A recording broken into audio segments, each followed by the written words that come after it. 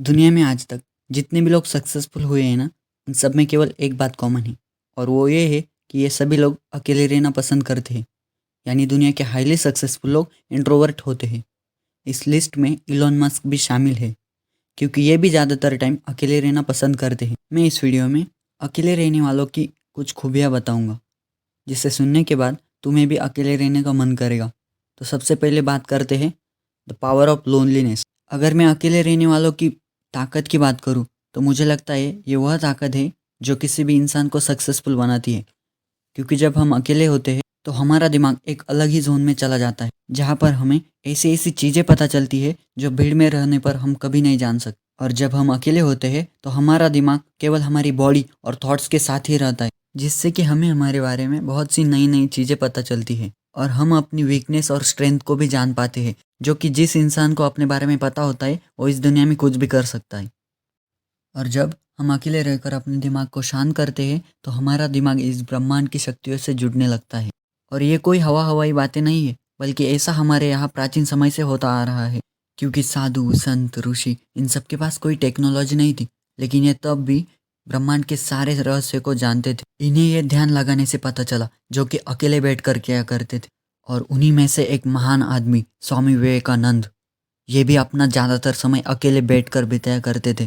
क्योंकि अकेले होने पर अपना दिमाग इस यूनिवर्स से जुड़कर काम करता है, जो हमारे लिए बहुत फायदेमंद है। तो चलो आइए जानते हैं अगली खूबी, बूस्ट क्रिएटिविटी। अभी मैंने तुम्हें बताया अकेले होने पर आप कुछ भी कर सकते हैं। हमारे दिमाग के अंदर नए नए आइडियाज़ आते हैं, जो हमें इस दुनिया की अलग लेवल की ऊंचाई पर लेकर जाते हैं।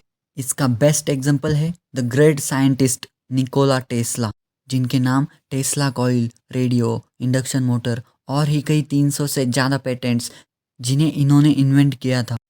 और जब इन्हें एक बार पूछा गया था कि आपको ये सारी चीज़ें इन्वेंट करने का आइडिया कहाँ से आता है, तब इन्होंने कहा ये सब करने का आइडिया मुझे तब आता है जब मैं अपने लैब में अकेला रहता हूँ। तभी मुझे ऐसी चीज़ों को इन्वेंट करने का आइडिया आता है, और अकेले ही मैं इन सब चीज़ों को बनाता हूँ। इसलिए जब हम अकेले नहीं होते तो किसी काम को उतना ही करते हैं जितना बाकी दुनिया हमसे करवाना चाहती है।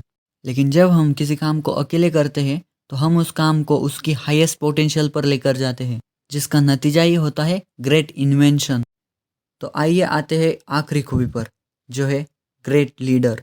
इस दुनिया में अक्सर देखा गया है जिनमें अकेले चलने का दम होता है, एक दिन पूरा काफिला उनके साथ चलता है। और एक ग्रेट लीडर की यही पहचान है कि वो हमेशा अकेला चलता है और लोग उसके साथ अपने आप जुड़ते चले जाते हैं। हम सभी लोग जंगल का राजा शेर को ही मानते हैं, लेकिन कुछ जानवर शेर से भी ज़्यादा ताकतवर, बुद्धिमान और निडर होते हैं। तब भी हम सब शेर को ही जंगल का राजा क्यों मानते हैं? क्योंकि शेर में ये तीनों खूबियाँ होती है, और वो अच्छे से जानता है कि कौन सी खूबी कहाँ यूज करनी है। जहाँ पर लड़ना होता है तो वो कभी लड़ने से पीछे नहीं हटता, जहाँ पर बचना होता है तो फिर वो बचकर ही रहता है। और वो ये भी बहुत अच्छे से जानता है कि सामने चाहे कितने भी जानवर क्यों ना हो, मैं अकेला ही काफ़ी हूँ। और उसका यही एटीट्यूड उसे जंगल का किंग बनाता है। और मैं एक बात बताता हूँ, kings are not born, kings are made. यानी कोई राजा बनकर पैदा नहीं होता, बल्कि वो खुद राजा बनता है। तो आइए इन तीन खूबियों को एक बार फिर से देखते हैं। सबसे पहले द पावर ऑफ लोनलीनेस, यानी अकेले रहकर हम कुछ भी कर सकते हैं। फिर आते हैं बूस्ट क्रिएटिविटी, यानी अकेले रहने पर हम नई नई चीज़ें खोजते हैं, यानी इन्वेंट करते हैं। और आखिर में द ग्रेट लीडर, यानी कि जिसमें अकेले चलने का दम होता है, एक दिन पूरा काफिला उसके पीछे होता है। इन बातों का ध्यान रखें और अपनी लाइफ में आगे बढ़ें। All the best, stay happy.